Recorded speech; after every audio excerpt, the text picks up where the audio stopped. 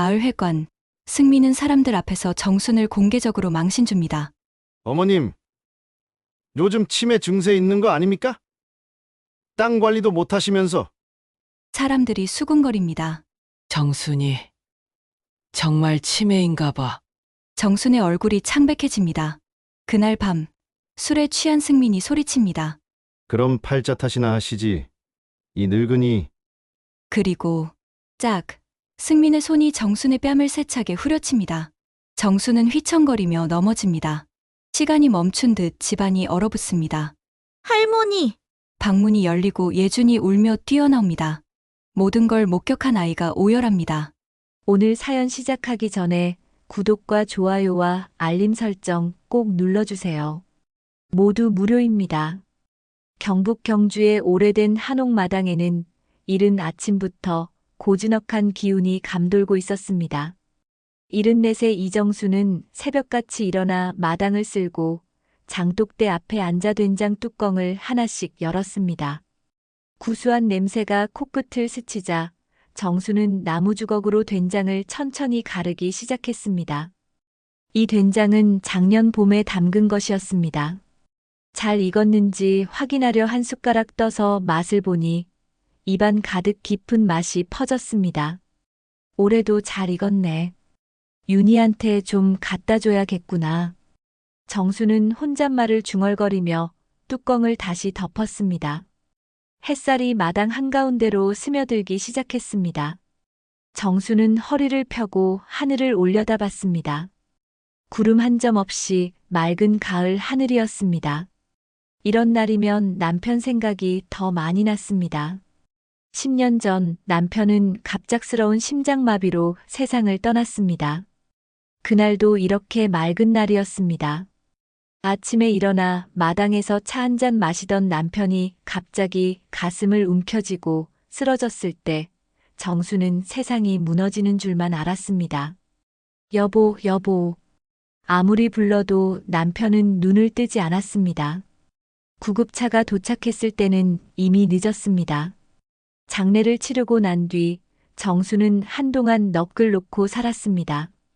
밥도 제대로 먹지 못했고 밤마다 울기만 했습니다.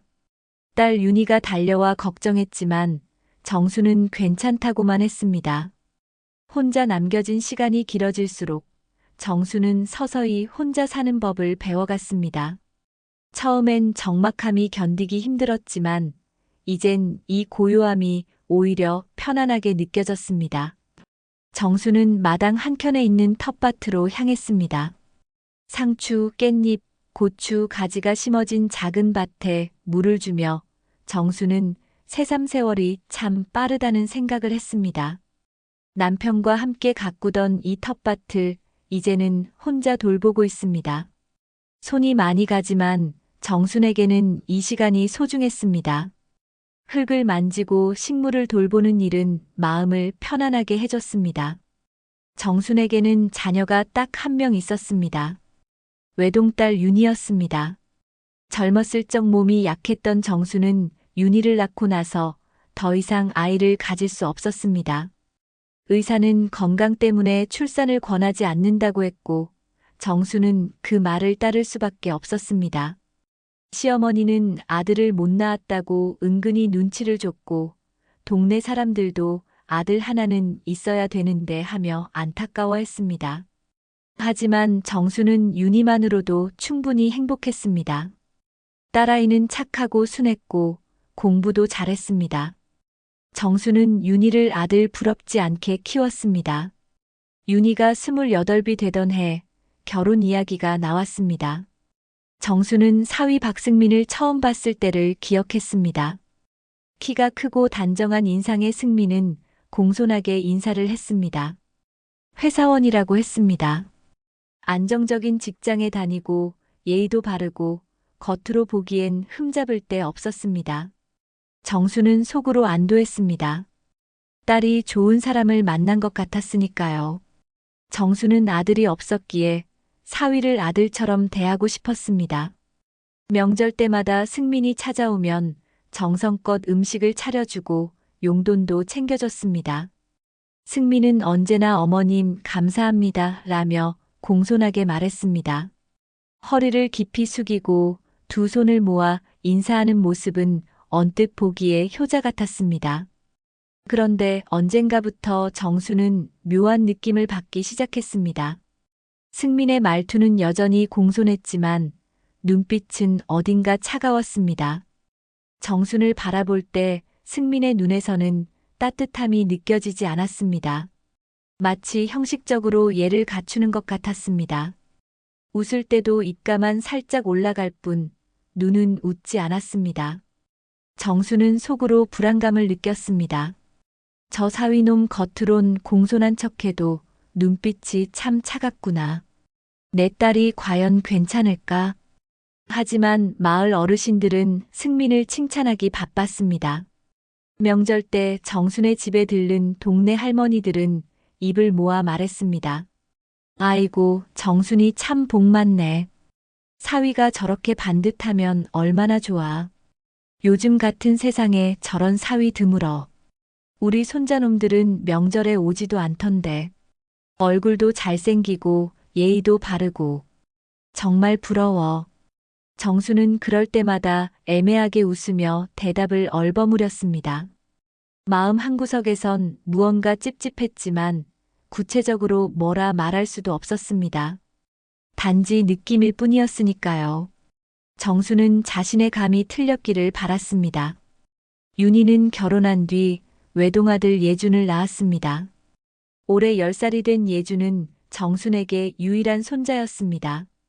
방학 때마다 예준이 경주집에 놀러 오면 정수는 온갖 맛있는 것을 해줬습니다.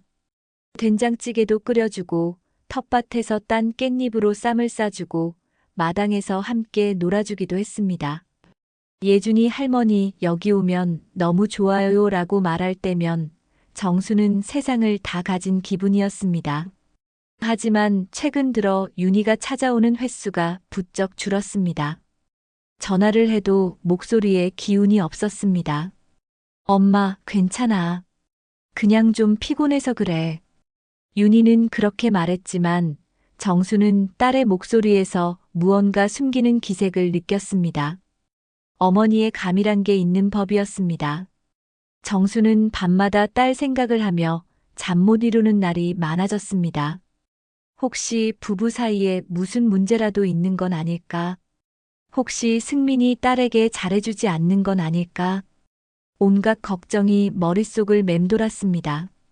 어느 날 아침 정수는 마당을 쓸다가 문득 멈춰 섰습니다. 대문 너머로 보이는 하늘이 유난히 맑았습니다. 정수는 빗자루를 세워두고 장독대에 앉았습니다. 바람이 살랑 불어와 정순의 흰 머리카락을 흔들었습니다. 정수는 깊은 한숨을 내쉬었습니다. 그저 딸이 행복하길 바랄 뿐이었는데 왜인지 마음이 무거웠습니다. 정수는 하늘을 보며 남편에게 말을 걸었습니다. 여보, 우리 윤희 괜찮겠죠? 제발 아무 일도 없었으면 좋겠어요. 가을이 깊어지던 어느 날 정수는 윤희에게 전화를 받았습니다. 개천절과 한글날을 끼고 휴가를 냈다며 승민도 함께 며칠 머물다 가겠다고 했습니다. 예준도 학교 쉬는 날이라 데리고 간다는 말에 정수는 가슴이 설렜습니다. 오랜만에 가족이 모두 모이는 날이었으니까요. 정수는 손자가 올 생각에 며칠 전부터 준비를 시작했습니다. 텃밭에서 늦가을 채소들을 따고 시장에 가서 예준이 좋아하는 고기도 사왔습니다. 대청 마루를 깨끗이 닦고 방도 정리했습니다. 장독대 옆에는 오래 담근 김장김치 항아리가 줄지어 서 있었습니다. 정수는 그 중에서 제일 맛있게 익은 항아리를 골라 뚜껑을 열어봤습니다. 시원한 냄새가 코끝을 찔렀습니다. 윤희가 김치 좋아하는데 이것 좀 싸줘야지. 정수는 혼잣말을 중얼거리며 김치를 덜어냈습니다. 단풍이 붉게 물든 마당을 바라보며 정수는 예전에 남편과 함께 가을을 맞이하던 때를 떠올렸습니다.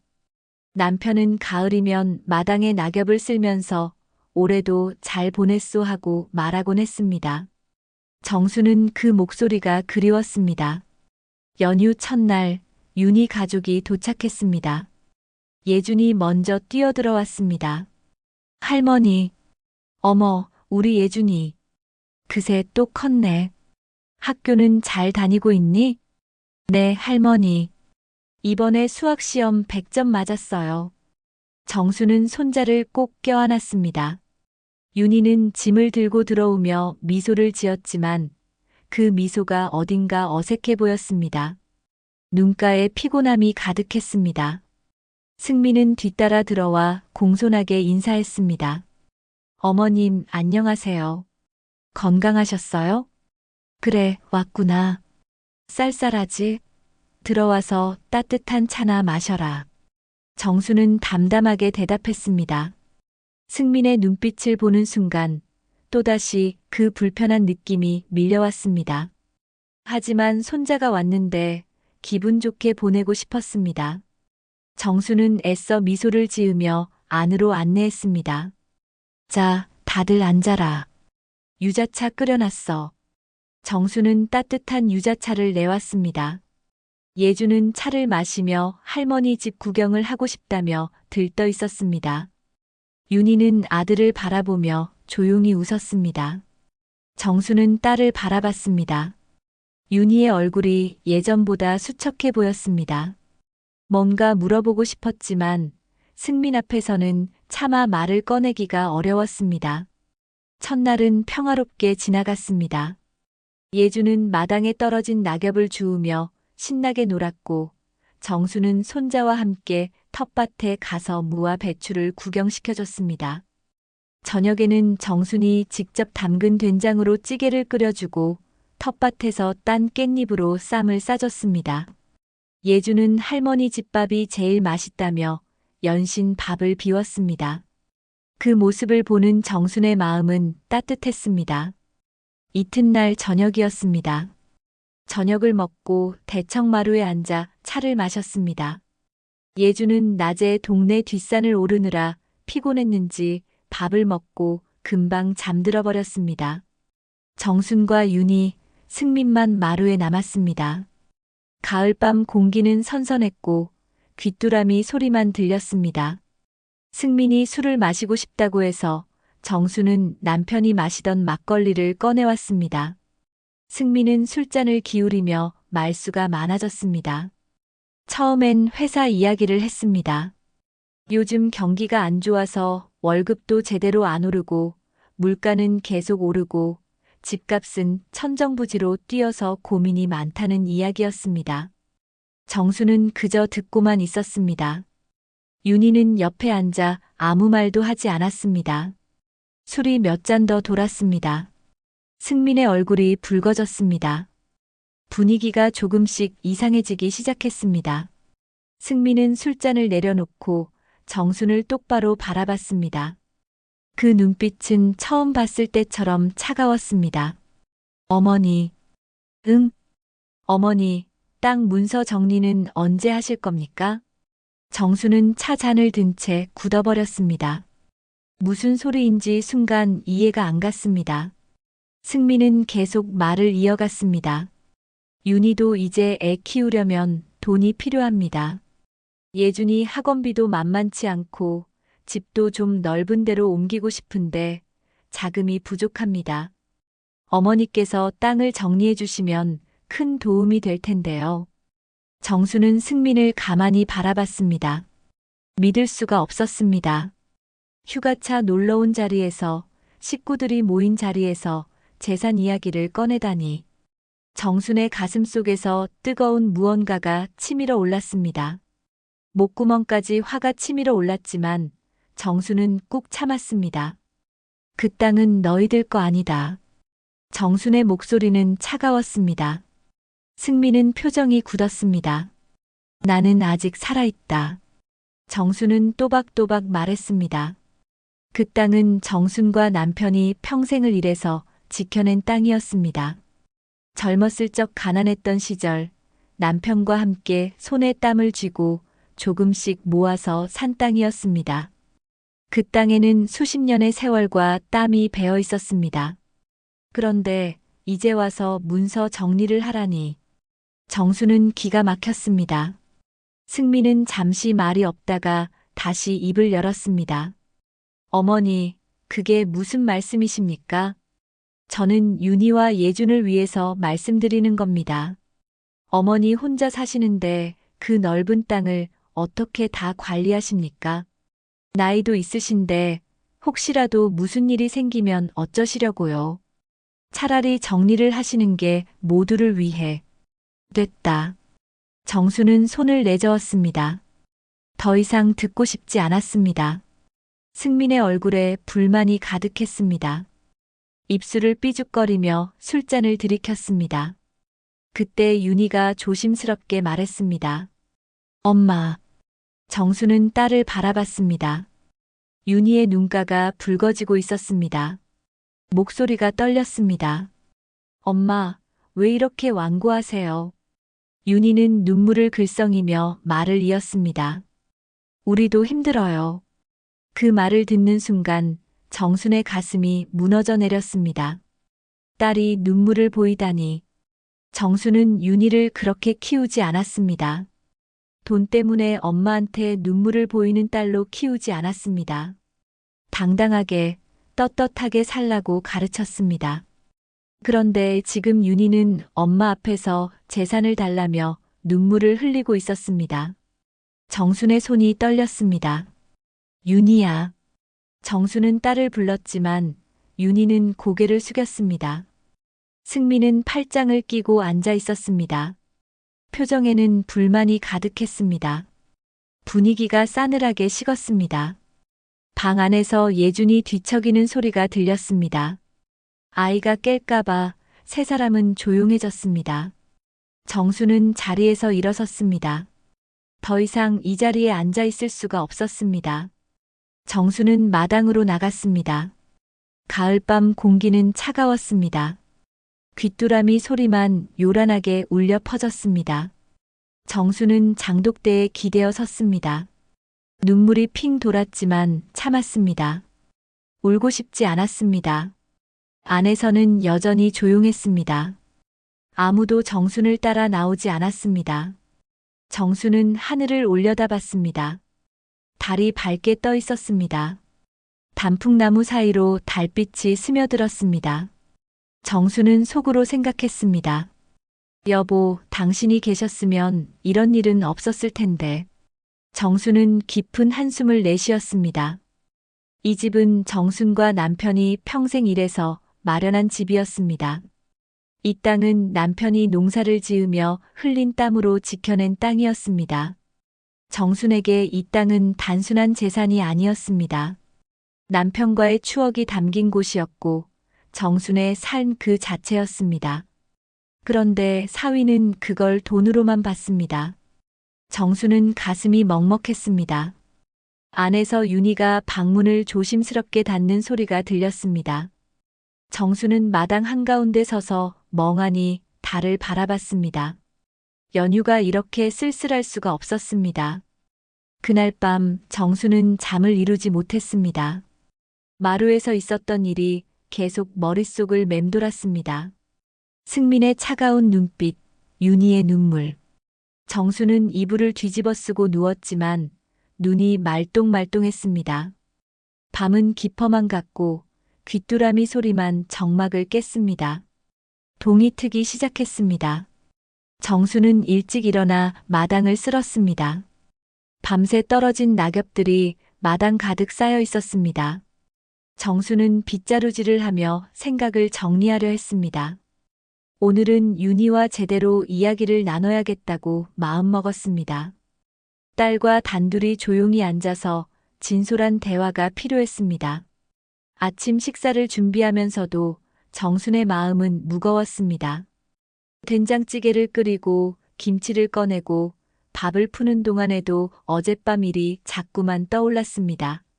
식구들이 하나둘 일어났습니다.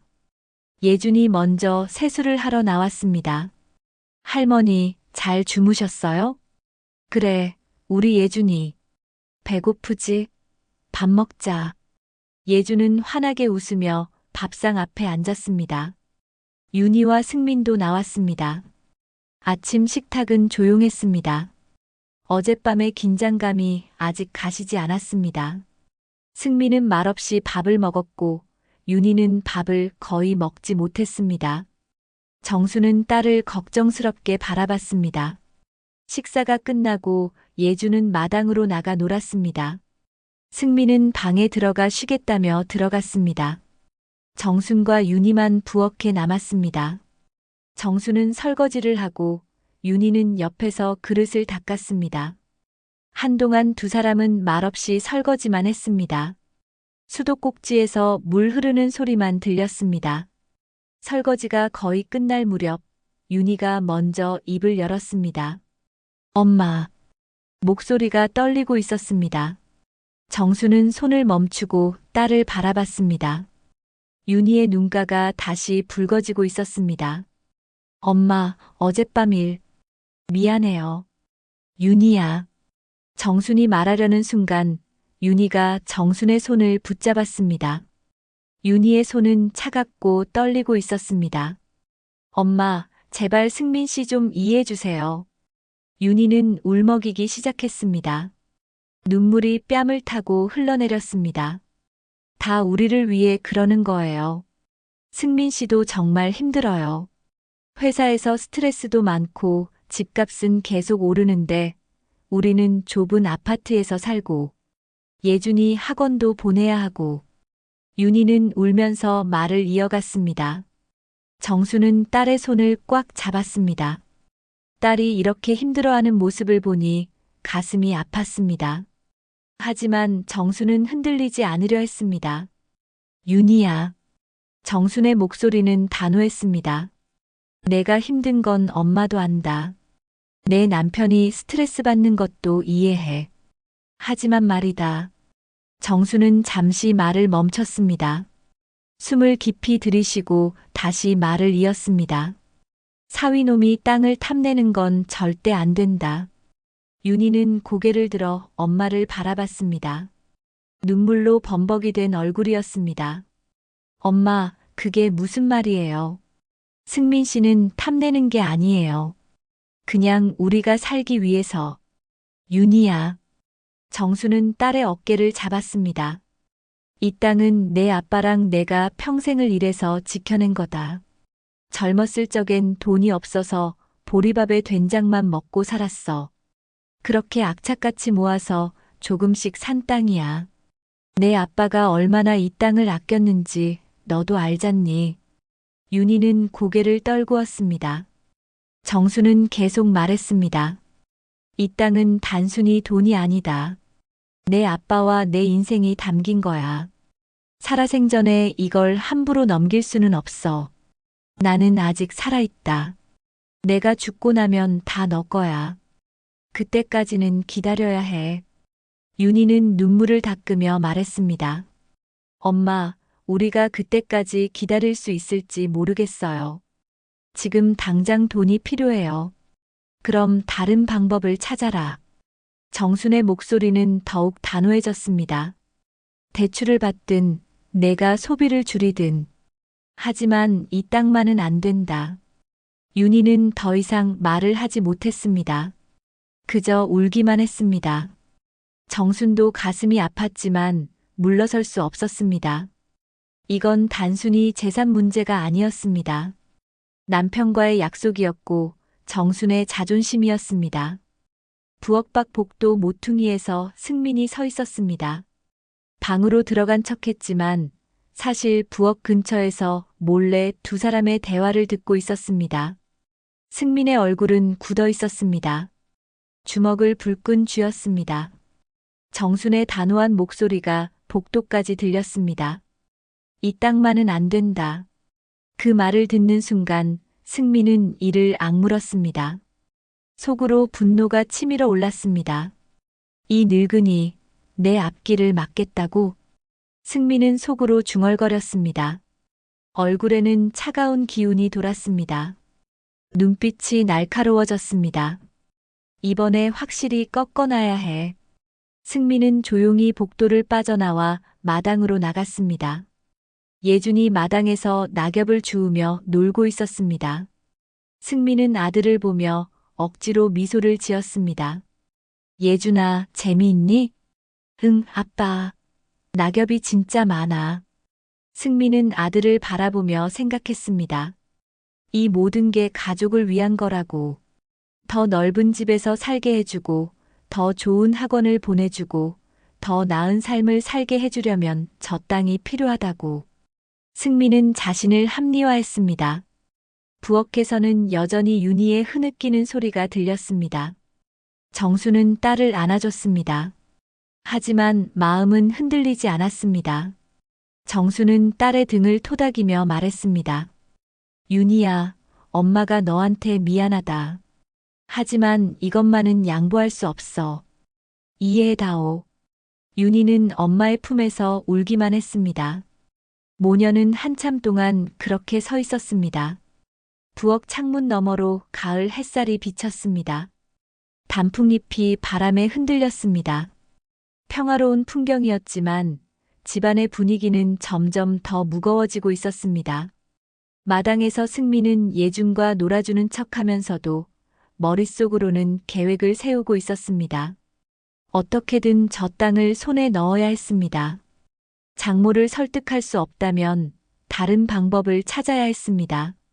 승민의 눈빛은 점점 더 차갑게 식어갔습니다. 연휴 사흘째 되는 날 오후였습니다. 정수는 마을 회관 앞을 지나가고 있었습니다.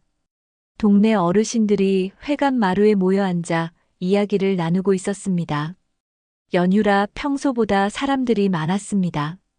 고향에 내려온 사람들도 있고 동네 어르신들도 모여 있었습니다. 아이고, 정순이네. 마을 이장 부인이 정순을 불렀습니다. 정순은 손을 흔들며 인사했습니다. 어머니들, 안녕하세요. 어디 가는 길이야? 잠깐 들러서 차나 한잔 하고 가. 정수는 사양하려 했지만 어르신들이 손짓을 해서 마루에 올라갔습니다. 6명 정도의 동네 사람들이 둘러앉아 있었습니다. 모두 정순과 오래 알고 지낸 사이였습니다. 윤희네 집은 잘 있지? 네, 며칠 전에 왔어요. 손자 예준이랑 사위도 같이요. 아이고, 좋겠네. 가족들 다 모였구만. 사람들은 부러워하며 말했습니다. 정수는 애매하게 웃었습니다. 그때 승민이 예준을 데리고 회관 쪽으로 걸어왔습니다. 마을 구경을 시켜주러 나온 모양이었습니다. 어머님, 여기 계셨네요. 승민은 공손하게 인사하며 마루에 올라왔습니다. 예준도 인사를 했습니다. 안녕하세요, 할머니들. 어머, 우리 예준이. 참 잘생겼네. 사위도 왔구나. 동네 사람들은 반갑게 맞아줬습니다. 승민은 웃으며 자리에 앉았습니다. 사람들은 이런저런 이야기를 나눴습니다. 농사 이야기, 자식 이야기, 요즘 세상 이야기. 분위기는 화기애애했습니다. 한참 이야기를 나누던 중 이장이 정순에게 물었습니다. 정순이, 올해 밭농사는 어떻게 했어? 혼자 하기 힘들었지? 괜찮았어요. 조금씩 하고 있어요. 정수는 담담하게 대답했습니다. 그때 승민이 끼어들었습니다. 이장님, 사실 그게 걱정이에요. 승민의 목소리는 걱정스러워 보였지만 어딘가 계산적이었습니다. 어머님 연세도 있으신데 혼자 밭일 하시는 게 무리가 아닌가 싶어서요. 사람들이 고개를 끄덕였습니다. 그래, 정순이 나이가 이제 74인가? 힘들지. 승민은 계속 말을 이었습니다. 집 관리도 그렇고요. 큰 한옥을 혼자 관리하시기엔 너무 벅차지 않습니까? 요즘 어머님 보면 깜빡깜빡 하실 때도 있고.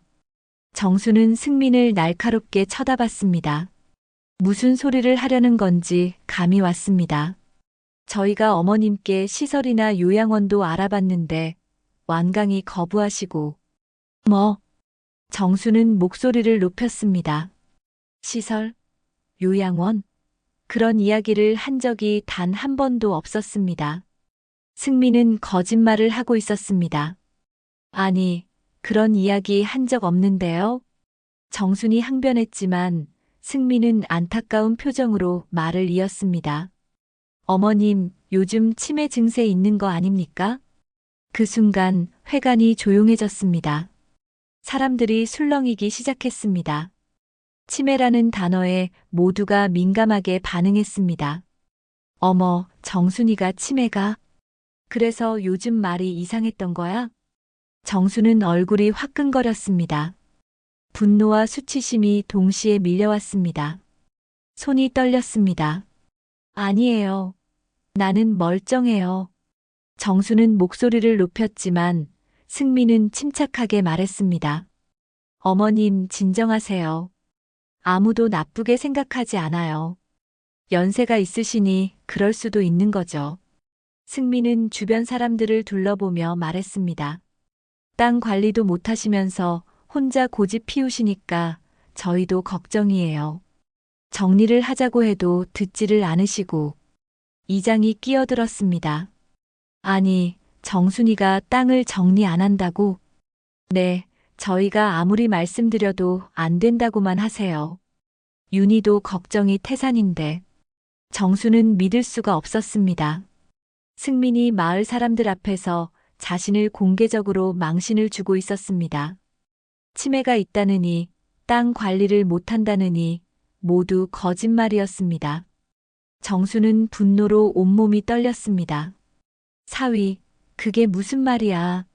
나는 멀쩡하다고. 정수는 소리쳤지만 목소리가 떨려서 오히려 불안정해 보였습니다. 사람들은 정순을 동정 어린 눈으로 바라봤습니다. 정순이 진정해. 화내지 마. 사위 말도 들어봐야지. 사람들의 반응에 정순은 더욱 억울했습니다. 아무도 자신의 편을 들어주지 않았습니다. 오히려 승민의 말을 믿고 있었습니다. 그때 윤희가 회관으로 들어왔습니다. 엄마를 찾아 나선 모양이었습니다. 윤희는 분위기가 이상한 걸 눈치챘습니다. 무슨 일이에요? 승민이 먼저 말했습니다. 여보, 어머님이 또 흥분하시네. 땅 이야기만 나오면 이러셔. 윤희는 엄마를 바라봤습니다. 정수는 딸을 보며 호소했습니다. 윤희야, 이게 무슨 일이니? 사위가 거짓말을 하고 있어. 윤희는 한숨을 쉬었습니다. 그리고 예상치 못한 말을 했습니다. 엄마, 제발 현실 좀 보세요. 윤희의 목소리는 날카로웠습니다. 정수는 딸을 믿을 수 없다는 표정으로 바라봤습니다. 우리가 얼마나 힘든데요. 엄마는 그냥 땅만 붙들고 계실 거예요? 우리는 당장 내일이 막막하다고요. 윤희는 사람들 앞에서 엄마를 나무랐습니다. 정수는 가슴이 무너져 내리는 것 같았습니다. 딸이 자신의 편이 아니라 남편의 편을 들고 있었습니다. 사람들 앞에서 엄마를 망신주고 있었습니다. 윤희야. 정수는 떨리는 목소리로 딸을 불렀습니다. 하지만 윤희는 고개를 돌렸습니다. 엄마, 제발 고집 좀 부리지 마세요. 우리도 살아야 해요. 사람들은 서로 눈치만 보며 아무 말도 하지 못했습니다. 가족 간의 일에 끼어들기 민망했던 것입니다. 정수는 자리에서 일어났습니다. 더 이상 이 자리에 있을 수가 없었습니다. 나는 간다. 정수는 마루에서 내려와 집으로 향했습니다. 뒤에서 사람들이 수군거리는 소리가 들렸습니다. 정순이 정말 치매인가 봐. 나이 들면 다 저렇게 되나. 사위가 참 효자네. 저렇게 힘들어도 잘 모시려고 하고. 그 말들이 정순의 귀에 들렸습니다. 정순은 걸음을 재촉했습니다. 눈물이 쏟아질 것 같았지만 참았습니다. 사람들 앞에서 울고 싶지 않았습니다. 집에 도착해 마당에 서자 정수는 그제야 무너져 내렸습니다. 장독대에 기대어 앉으며 눈물이 흘러내렸습니다. 평생을 이 마을에서 살아온 정순이었습니다. 동네 사람들과 정을 나누며 살아왔습니다. 그런데 오늘 사위는 그 사람들 앞에서 정순을 치매 환자 취급했습니다. 더 충격적인 건 딸이 남편 편을 들었다는 것입니다. 내가 딸을 잘못 키운 건가? 정수는 흐느끼며 중얼거렸습니다. 사위한테 이렇게 휘둘리다니. 정수는 하늘을 올려다봤습니다. 구름이 흘러가고 있었습니다. 남편이 살아있었다면 이런 일은 없었을 것입니다. 남편이 그리웠습니다. 정수는 한참을 마당에 앉아 울었습니다. 가을바람이 차갑게 불어왔습니다. 저녁이 되었습니다. 집안의 분위기는 여전히 무겁고 냉랭했습니다. 정수는 부엌에서 저녁 준비를 했지만 마음은 천근만근이었습니다. 오후에 마을 회관에서 있었던 일이 계속 머릿속을 맴돌았습니다. 사위의 거짓말, 딸의 배신, 동네 사람들의 수군거림. 모든 것이 정순을 짓눌렀습니다. 저녁 식사는 조용했습니다. 아무도 말을 하지 않았습니다. 예준만 밥을 먹으며 가끔 어른들의 눈치를 살폈습니다. 아이도 집안 분위기가 이상하다는 걸 느끼고 있었습니다. 정수는 밥을 거의 먹지 못했습니다. 목구멍으로 넘어가지 않았습니다. 윤희도 수저를 들었다 놓았다를 반복했습니다. 승민만 묵묵히 밥을 먹었습니다. 식사가 끝나고 예주는 방으로 들어갔습니다. 정수는 설거지를 하려 부엌으로 갔습니다. 윤희가 따라 들어와 도우려 했지만 정수는 손을 저었습니다. 괜찮아. 너는 들어가 쉬어라. 윤희는 아무 말도 하지 못하고 방으로 들어갔습니다. 정수는 혼자 설거지를 하며 눈물을 흘렸습니다. 수돗물 소리에 묻혀서 울음소리가 들리지 않았습니다. 정수는 그렇게 한참을 울었습니다. 밤이 깊어갔습니다. 예주는 일찍 잠이 들었습니다. 정수는 대청마루에 앉아 차를 마시고 있었습니다. 마음을 진정시키려 했지만 쉽지 않았습니다. 그때 승민이 거실로 나왔습니다. 손에는 술병이 들려 있었습니다. 낮에 마신 술이 덜 깬 듯 얼굴이 붉었습니다. 승민은 정순 건너편에 앉았습니다. 술을 한 잔 따라 마셨습니다. 정수는 승민을 쳐다보지 않았습니다. 침묵이 흘렀습니다. 무거운 침묵이었습니다. 한참 후 승민이 먼저 입을 열었습니다. 어머님. 정수는 대답하지 않았습니다. 어머님, 오늘 일은 어머님을 위해서 한 겁니다. 정수는 차를 마시다가 잔을 내려놓았습니다. 승민의 말을 듣는 순간 분노가 치밀어 올랐습니다. 나를 위해서? 사람들 앞에서 나를 치매 환자로 만든 게 나를 위해서라고? 정순의 목소리는 떨렸습니다. 승민은 술을 한 잔 더 마셨습니다. 어머님이 고집을 부리시니까 어쩔 수 없었습니다. 땅을 정리하셔야 한다니까요. 그 땅은 내 거다. 내가 어떻게 하든 내가 상관할 바 아니다. 정수는 단호하게 말했습니다. 승민은 비웃듯이 웃었습니다. 어머님 혼자 사시는데 그 땅으로 뭘 하시게요? 그냥 놀리고 계실 거면 저희한테 넘기시는 게 낫지 않습니까? 안 된다고 했다. 정순이 목소리를 높였습니다. 승민도 목소리를 높이기 시작했습니다. 어머님, 저도 참을 만큼 참았습니다. 우리 가족이 지금 얼마나 힘든지 아십니까? 그게 내 잘못이냐? 내가 아껴 쓰든지 해야지. 왜 내 재산을 탐내느냐? 탐낸다고요? 저는 제 가족을 위해서 말씀드리는 겁니다. 두 사람의 목소리는 점점 커졌습니다. 방에서 윤희가 나왔습니다. 놀란 얼굴이었습니다. 엄마, 승민 씨, 그만하세요. 예준이 깰 거예요. 하지만 정순과 승민은 멈추지 않았습니다. 너 같은 사위 둔 게 내 팔자다. 정순이 소리쳤습니다.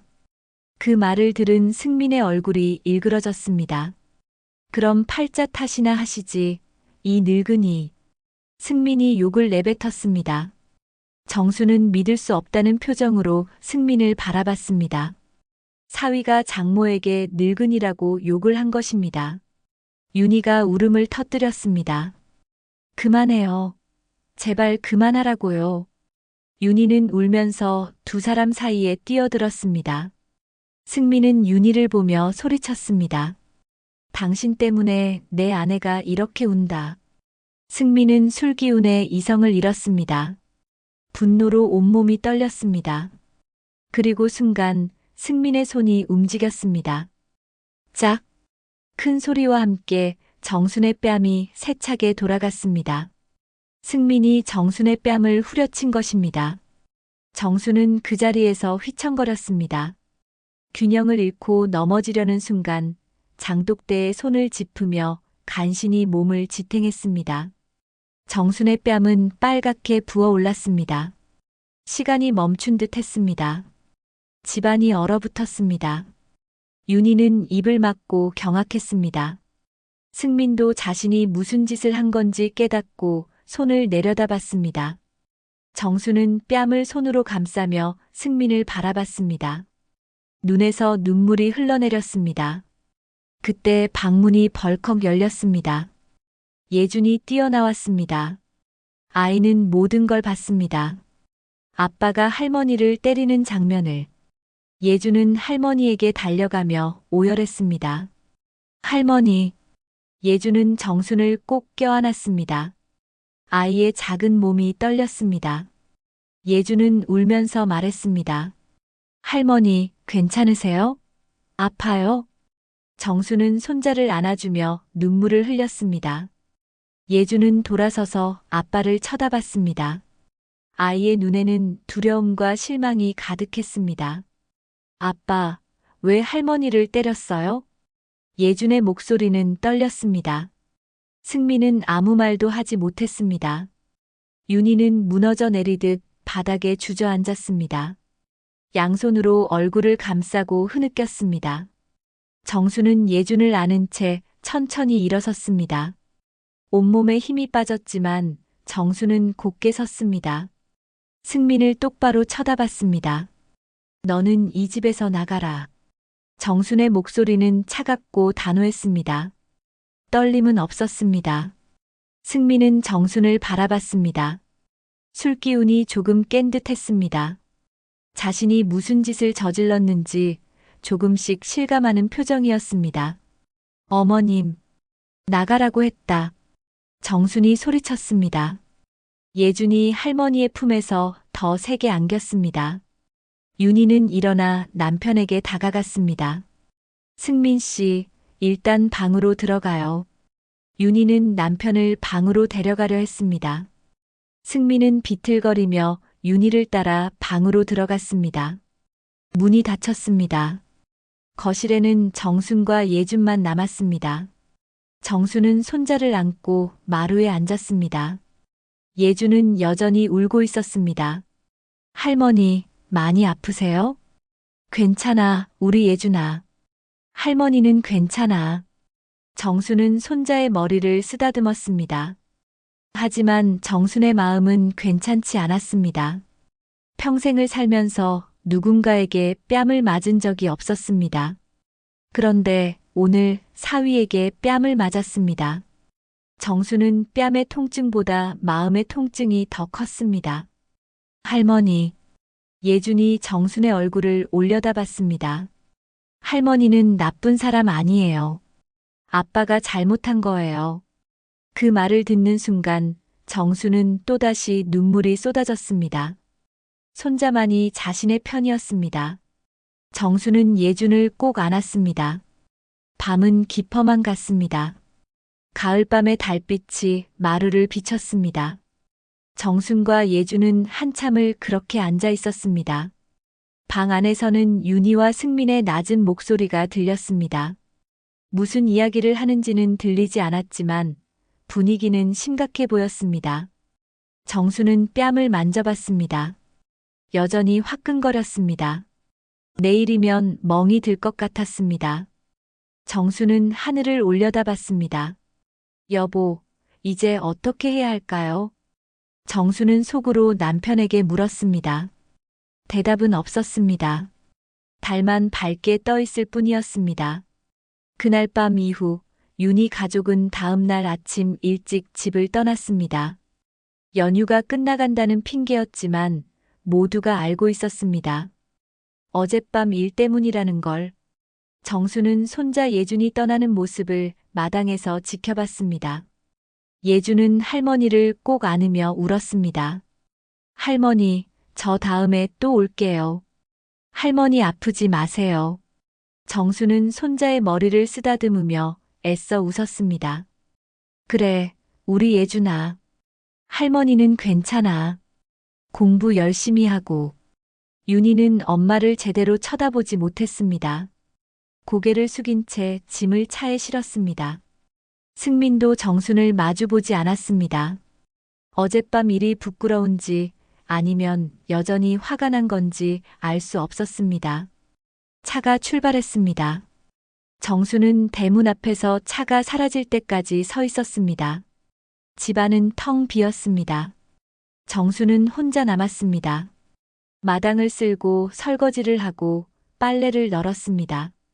일상으로 돌아왔지만 마음은 무거웠습니다. 거울을 보니 뺨에 멍이 들어 있었습니다. 보랏빛 멍이 선명했습니다. 정수는 손으로 뺨을 만졌습니다. 아직도 아팠습니다. 며칠이 지났습니다. 정수는 집 안에만 있었습니다. 마을 회관에도 가지 않았습니다. 사람들을 마주하고 싶지 않았습니다. 뺨의 멍을 보이고 싶지도 않았습니다. 시장도 이른 아침에 잠깐 다녀왔습니다. 사람을 피해 다녔습니다. 어느 날 오후 정수는 방에 혼자 앉아 있었습니다. 창문으로 가을 햇살이 들어왔습니다. 정수는 멍하니 창밖을 바라봤습니다. 단풍잎이 바람에 떨어지고 있었습니다. 정수는 혼잣말을 중얼거렸습니다. 내 새끼라 믿었던 딸마저 나를 버리는구나. 목소리는 떨렸습니다. 눈물이 또 흘러내렸습니다. 며칠째 매일 우는 것 같았습니다. 정수는 평생을 윤희를 위해 살았습니다. 특히 남편이 세상을 떠나고 난 뒤 정순에게는 딸밖에 없었습니다. 딸이 잘 되는 게 정순의 유일한 희망이었습니다. 그런데 그 딸이 남편 편을 들었습니다. 엄마를 버렸습니다. 아니야, 무너지지 말자. 정수는 스스로에게 말했습니다. 눈물을 닦았습니다. 진실은 언젠가 드러난다. 내가 옳다는 걸 언젠가는 알게 될 거야. 정수는 깊은 숨을 들이쉬었습니다. 마음을 다잡으려 애썼습니다. 남편이 살아있을 때 자주 하던 말이 생각났습니다. 정순 씨, 세상은 결국 정직한 사람 편이요. 흔들리지 마시오. 정수는 그 말을 떠올리며 힘을 냈습니다. 그때 대문 밖에서 소리가 들렸습니다. 정순 씨 계세요? 이웃 아주머니 목소리였습니다. 마을에서 오래 산 최순덕 할머니였습니다. 정순과 같은 또래였고 오랫동안 친하게 지낸 사이였습니다. 정수는 얼른 일어나 대문을 열었습니다. 아이고, 순덕이 언니. 어쩐 일이세요? 정순 씨, 며칠째 얼굴을 못 봤네. 어디 아픈가 해서 왔어. 순덕은 정순의 얼굴을 보더니 깜짝 놀랐습니다. 뺨에 멍이 아직 남아 있었던 것입니다. 어머, 그 뺨은 어쩐 일이요? 정수는 손으로 뺨을 가렸습니다. 아무것도 아니에요. 그냥 넘어져서 뺨에 멍이 들어.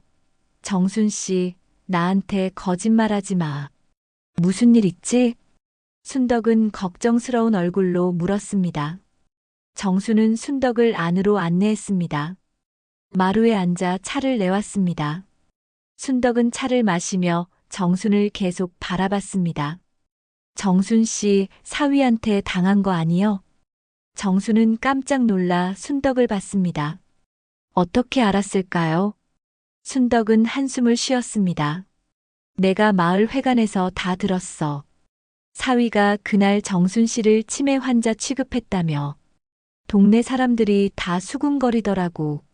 정순은 고개를 숙였습니다. 순덕은 정순의 손을 잡았습니다. 정순 씨, 나는 안다. 정순 씨는 멀쩡해. 치매 같은 거 없어. 사위가 땅을 노리는 거지. 정수는 순덕을 바라봤습니다. 누군가 자신을 믿어준다는 게 고마웠습니다. 눈물이 또 흘러내렸습니다. 언니, 울지 마. 내가 오늘 정순 씨한테 꼭 해줘야 할 말이 있어서 왔어. 순덕은 주변을 둘러보고 목소리를 낮췄습니다. 정순 씨, 사위가 서울에서 빚더미에 앉았답디다. 뭐라고요? 정수는 놀라서 물었습니다. 순덕은 고개를 끄덕였습니다. 내 조카가 서울 살거든. 그 조카가 알아봤는데 정순 씨 사위가 주식이니 뭐니 하다가 큰 빚을 졌대. 몇 억이나 된다고 하더라고. 그래서 땅을 노리는 거예요. 정수는 입을 다물지 못했습니다. 그제야 모든 게 이해가 됐습니다. 승민이 왜 그렇게 땅에 집착했는지, 왜 그렇게 급하게 문서 정리를 하라고 했는지, 빚 때문이었습니다. 그 사람이 윤희한테는 말 안 했나 봐. 윤희도 모르는 것 같더라고. 사위가 혼자 빚을 지고 그걸 메우려고 장모 땅을 노리는 거지. 순덕은 분개하며 말했습니다. 정수는 주먹을 불끈 쥐었습니다. 분노가 치밀어 올랐습니다. 동시에 섭섭함도 밀려왔습니다. 윤희도 남편의 빚을 모르고 엄마를 원망했던 걸까요? 아니면 알면서도 감춘 걸까요? 정순 씨, 조심해야 해. 그 사위, 빚쟁이들한테 쫓기고 있다더라고. 절박한 사람은 뭘 할지 몰라. 순덕의 말에 정수는 등골이 오싹했습니다. 어젯밤 승민이 자신을 때렸던 장면이 떠올랐습니다. 그때 승민의 눈빛은 정말 무서웠습니다. 이성을 잃은 사람의 눈빛이었습니다. 언니, 고마워요. 알려줘서. 뭘? 우리가 몇 년을 같이 살았는데. 정순 씨, 절대 땅 넘기지 마. 그 사위한테 넘기면 안 돼. 빚 갚는 데 쓰고 정순 씨한테 한 푼도 안 돌아올 거야. 순덕은 단호하게 말했습니다. 정수는 고개를 끄덕였습니다. 순덕은 한참을 더 있다가 돌아갔습니다. 정수는 혼자 마루에 앉아 생각에 잠겼습니다. 이제야 알겠다. 정수는 중얼거렸습니다. 이건 단순한 불효가 아니라 탐욕이었구나. 승민은 가족을 위해서가 아니라 자신의 빚을 갚기 위해 땅을 노렸던 것입니다. 윤희를 이용했고 심지어 장모를 때리기까지 했습니다.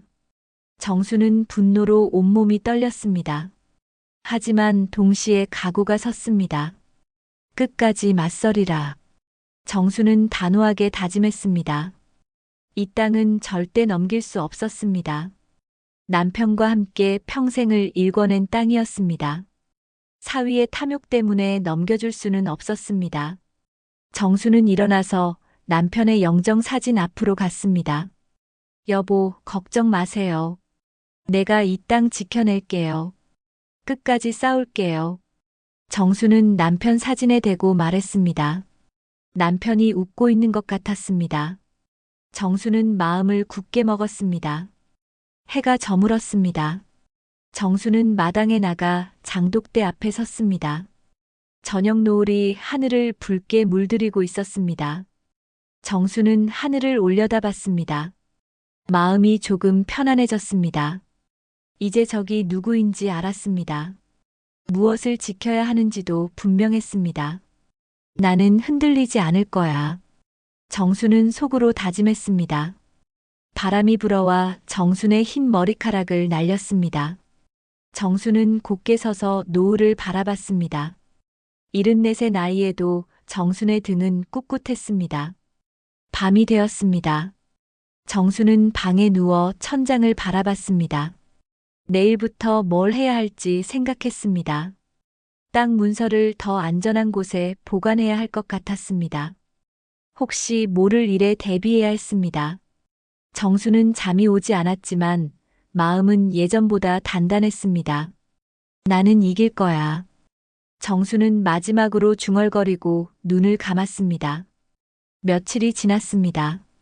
정수는 결심을 굳혔습니다. 더 이상 혼자 끙끙 앓고 있을 수만은 없었습니다. 진실을 밝혀야 했습니다. 정수는 전화를 걸기 시작했습니다. 친척들에게 연락을 돌렸습니다. 중요한 이야기가 있으니 모두 모여달라고 했습니다. 며칠 뒤 정순의 집에 친척들이 모였습니다.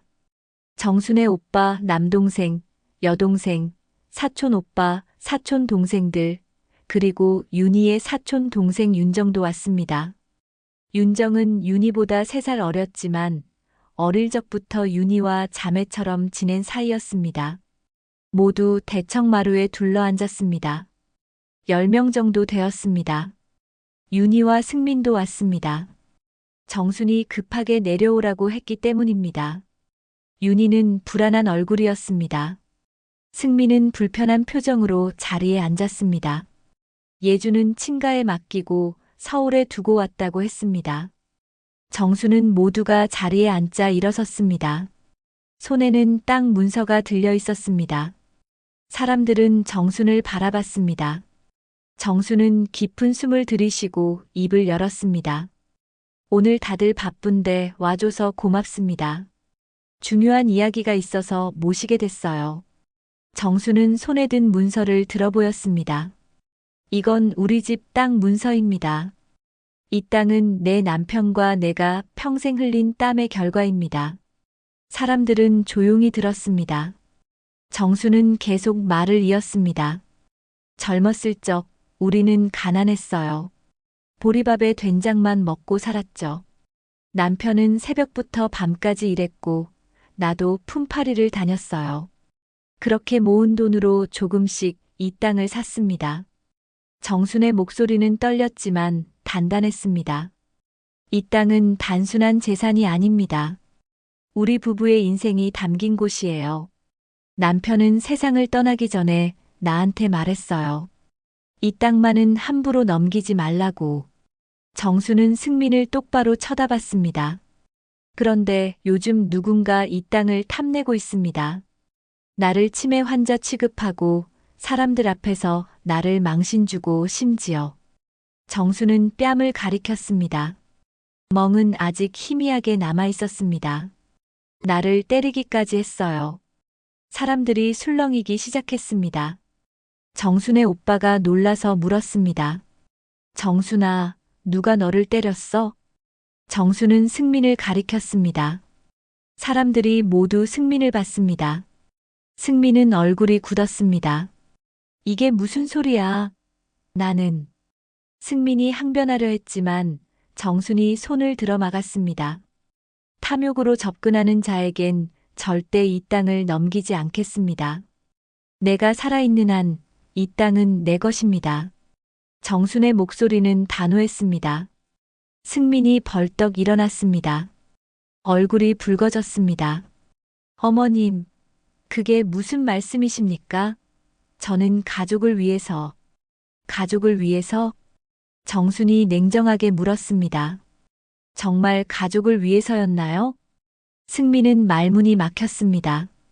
윤희가 일어나 남편 옆에 섰습니다. 엄마, 승민 씨는 정말 우리를 위해서 그런 거예요. 왜 그렇게 오해를 하세요? 윤희는 엄마를 원망하듯 바라봤습니다. 정수는 가슴이 아팠지만 참았습니다. 승민은 분노하며 소리쳤습니다. 당신 같은 늙은이가 뭘 안다고. 승민의 목소리는 거칠었습니다. 친척들이 놀라서 승민을 바라봤습니다. 승민은 윤희를 가리키며 계속 소리쳤습니다. 윤희는 내 아내야. 내 말 듣는 게 당연하지.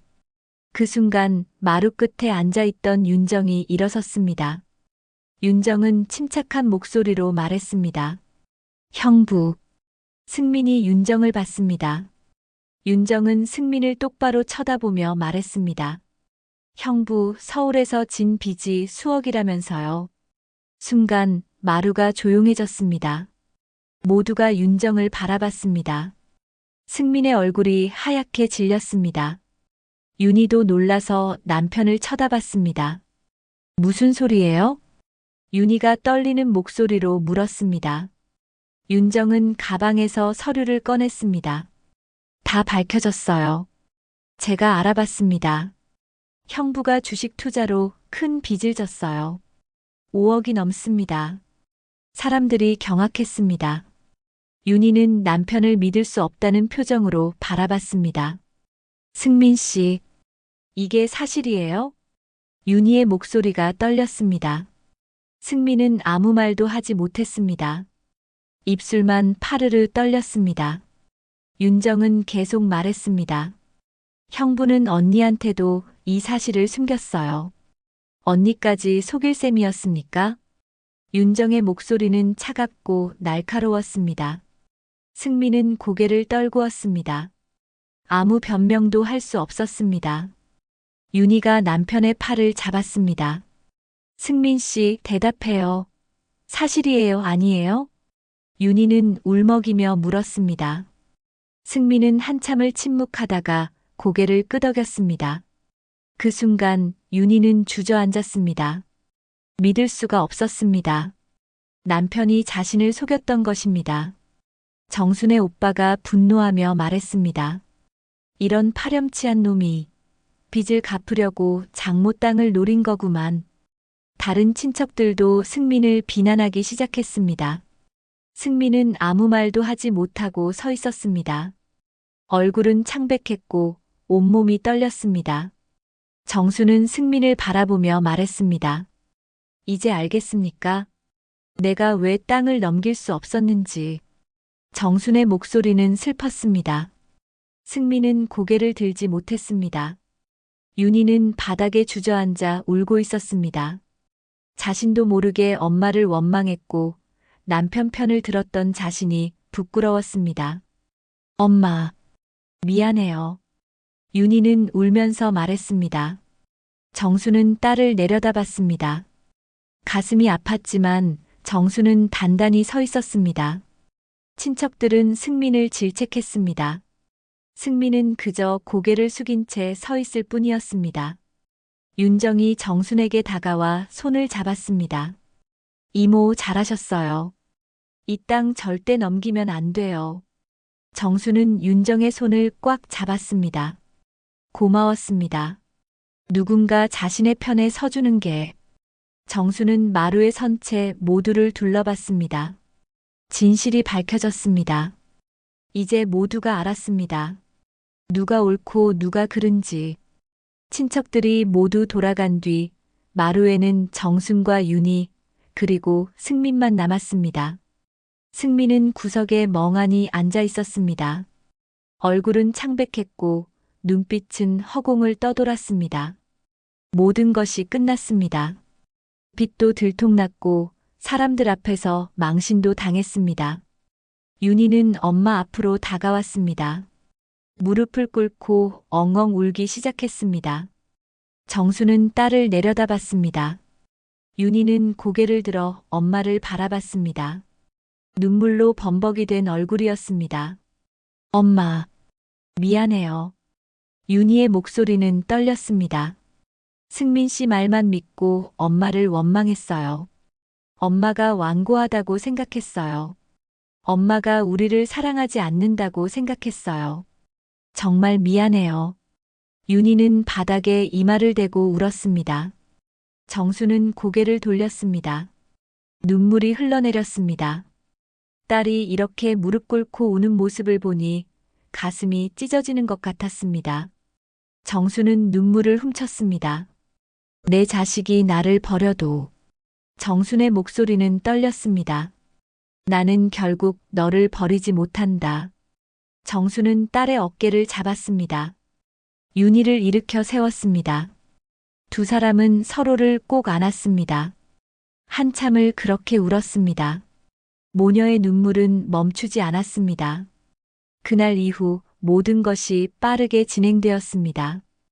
윤희는 이혼을 결심했습니다. 변호사를 선임했고 승민과의 이혼 절차를 시작했습니다. 승민의 빚과 만행이 밝혀지면서 이혼은 순조롭게 진행되었습니다. 승민은 저항할 힘도 없었습니다. 결국 법원에서 이혼이 확정되었습니다. 친권과 양육권은 모두 윤희에게 주어졌습니다. 승민은 위자료를 지급해야 했고 매달 양육비와 생활비도 내야 했습니다. 빚더미에 앉은 승민에게는 엄청난 부담이었습니다. 하지만 법은 냉정했습니다. 승민은 모든 것을 잃었습니다. 윤희는 면접 교섭권도 빼앗고 싶었습니다. 승민의 만행을 생각하면 아들을 만나게 할 수 없었습니다. 하지만 예준이 울며 애원했습니다. 엄마, 아빠도 보고 싶어요. 친가 쪽 할아버지, 할머니도 너무 보고 싶어요. 예준은 눈물을 흘리며 말했습니다. 친가 쪽 할머니, 할아버지는 예준을 무척 아꼈습니다. 예준도 조부모님을 좋아했습니다. 윤희는 아들의 눈물을 보며 마음이 약해졌습니다. 정순도 손자를 안아주며 말했습니다. 윤희야, 아이 마음을 생각해줘야지. 아빠가 나쁜 짓을 했어도 예준이한테는 아빠니까. 윤희는 고민 끝에 결정을 내렸습니다. 한 달에 한 번 승민이 예준을 만날 수 있도록 허락했습니다. 법원도 물론 승낙했고요. 단 윤희와 정순이 함께 있을 때만 만나기로 했습니다. 혹시 모를 일에 대비하기 위해서였습니다. 승민도 그 조건을 받아들였습니다. 승민은 서울로 돌아갔습니다. 하지만 빚쟁이들이 기다리고 있었습니다. 승민은 이곳저곳으로 쫓겨다녔습니다. 월급은 모두 빚 갚는 데 들어갔고 남은 돈으로 양육비와 생활비를 보내야 했습니다. 승민의 삶은 비참해졌습니다. 탐욕의 대가는 혹독했습니다. 윤희는 새로운 결정을 내렸습니다. 서울에서 운영하던 부동산 사무실을 사촌 동생 윤정에게 팔았습니다. 윤정은 기꺼이 사무실을 인수했습니다. 윤희는 그 돈으로 경주에 내려와 새 부동산 사무실을 차렸습니다. 엄마가 있는 경주에서 새 삶을 시작하기로 한 것입니다. 윤희는 정순과 같은 동네에 작은 집을 얻었습니다. 걸어서 10분이면 엄마 집에 갈 수 있는 거리였습니다. 예준도 전학을 했습니다. 경주의 초등학교로 옮겼습니다. 예준은 정들었던 학교 선생님과 친구들과 헤어지는 게 아쉽고 속상했습니다. 마지막 날 친구들과 울면서 헤어졌습니다. 하지만 예준은 경주학교에도 금방 적응했습니다. 아이들은 예준을 잘 받아주었고 선생님도 친절했습니다. 무엇보다 경주는 역사적 유적지가 많았습니다. 주말마다 윤희와 정순과 함께 불국사, 석굴암, 첨성대, 대릉원을 구경했습니다. 예준은 역사책에서만 보던 것들을 직접 보며 신기했습니다. 할머니, 이게 진짜 1000년 전에 만들어진 거예요? 그럼 우리 선조들이 만든 거란다. 정수는 손자에게 이것저것 설명해 줬습니다. 예준은 학교 친구들과도 유적지에 놀러 갔습니다. 경주에서의 생활은 서울과는 달랐지만 예준은 행복했습니다. 무엇보다 좋은 건 방과 후였습니다. 서울에 있을 때는 지역 아동센터에 가거나 가끔 친가로 갔었습니다. 하지만 이제는 매일 할머니 집에 갈 수 있었습니다. 예준은 학교가 끝나면 할머니 집으로 달려갔습니다. 정수는 손자를 위해 늘 간식을 준비해뒀습니다. 할머니, 배고파요. 어서 와라. 할머니가 호떡 구워놨어. 예준은 할머니가 만든 음식을 먹으며 숙제를 했습니다. 텃밭에서 채소를 따기도 하고 마당에서 놀기도 했습니다. 정수는 손자와 보내는 시간이 행복했습니다. 윤희도 퇴근 후 편하게 친정에 들렀습니다. 엄마와 아들이 함께 저녁을 먹고 있었습니다. 윤희도 자리에 앉아 밥을 먹었습니다. 가족이 함께 식사하는 시간은 따뜻했습니다. 정수는 딸과 손자를 바라보며 흐뭇했습니다. 엄마, 오늘 반찬 정말 맛있어요. 그래, 많이 먹어라. 세 사람은 웃으며 이야기를 나눴습니다. 과거의 아픔은 조금씩 치유되고 있었습니다. 새로운 일상이 자리 잡았습니다. 윤희는 부동산 사무실 일도 잘 풀렸습니다. 경주는 관광지라 부동산 수요가 꾸준했습니다. 윤희는 성실하게 일했고 손님들의 신뢰를 얻었습니다. 어느 날 저녁 식사를 마친 뒤 예준과 윤희가 집으로 돌아갔습니다. 정수는 홀로 마당에 나왔습니다. 장독대 앞에 섰습니다. 가을 해가 저물고 있었습니다. 노을이 하늘을 붉게 물들였습니다. 정수는 장독대를 쓰다듬으며 중얼거렸습니다. 천벌은 결국 하늘이 내리는 게 아니라 스스로 부르는 것이구나. 승민은 탐욕 때문에 모든 것을 잃었습니다. 가족도 명예도 평온한 삶도. 정수는 그것이 하늘의 벌이 아니라 승민 스스로 만든 결과라는 걸 알았습니다. 정수는 하늘을 올려다봤습니다. 별이 하나둘 떠오르고 있었습니다. 여보, 우리 이겼어요. 땅도 지켰고 딸도 돌아왔어요. 정수는 남편에게 말했습니다. 남편이 미소 짓는 것 같았습니다. 정순도 미소 지었습니다. 가을 햇살의 마지막 빛이 한옥마당을 부드럽게 비쳤습니다. 단풍잎이 바람에 살랑거렸습니다. 정수는 깊은 숨을 들이쉬었습니다. 공기가 상쾌했습니다. 마당 한 구석에는 예준이 심어놓은 작은 꽃이 피어 있었습니다. 예준이 며칠 전에 학교에서 받아온 화분을 심은 것입니다. 정수는 그 꽃을 바라보며 생각했습니다. 새로운 시작이 있다는 것을, 아픔 뒤에는 치유가 온다는 것을, 그리고 가족은 결국 다시 하나가 된다는 것을. 정수는 마루에 앉았습니다. 차 한 잔을 마시며 고요한 저녁을 즐겼습니다. 멀리서 예준의 웃음소리가 들려오는 것 같았습니다. 정순의 얼굴에 평화로운 미소가 떠올랐습니다. 이야기는 그렇게 끝났습니다. 가을 햇살 아래 한옥 마당의 평온함 속에서. 오늘 사연 마음에 드셨다면 구독과 좋아요와 알림 설정 꼭 눌러주세요. 모두 무료입니다.